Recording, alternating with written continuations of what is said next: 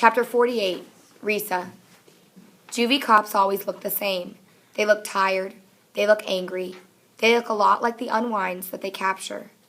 The cop who now guards Risa and Connor is no exception. He sits blocking the door to the doctor's office they're being held in, with 2 more guards on the other side of the door just in case. He's content to stay silent, while the other cop questions Roland in an adjacent room. Risa doesn't even want to guess all the topics of conversation in there. "The man we brought in," Risa says. "How is he?" "Don't know," says the cop. "You know hospitals. They only tell those things to next of kin, and I guess that's not you." Risa won't dignify that with a response. She hates this juvie cop instinctively, just because of who he is and what he represents. "Nice socks," Connor says. The cop does not glance down at his socks. No show of weakness there. "Nice ears," he says to Connor.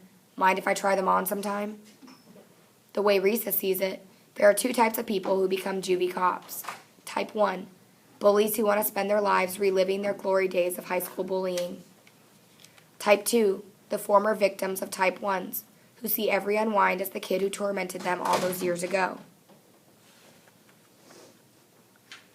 Type 2s are endlessly shoving vengeance into a pit that will never be full.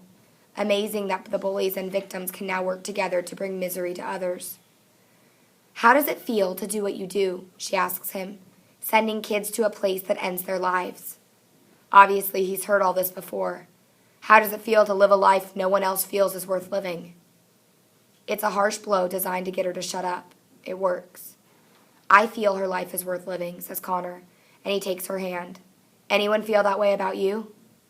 It gets to the man, although he tries not to show it. "You both had more than 15 years to prove yourselves, and you didn't.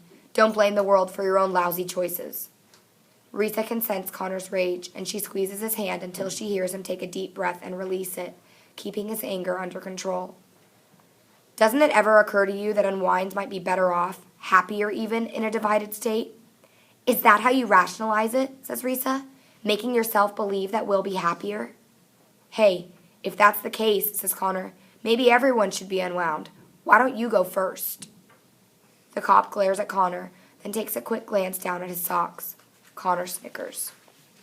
Risa closes her eyes for a moment, trying to see some ray of light in the situation, but she can't.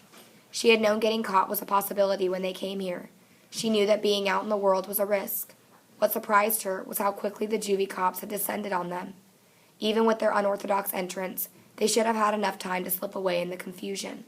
Whether the Admiral lives or dies, it won't change things for her or Connor now. They are going to be unwound. All her hopes of a future have been torn away from her again, and having those hopes, even briefly, makes this far more painful than not having had them at all.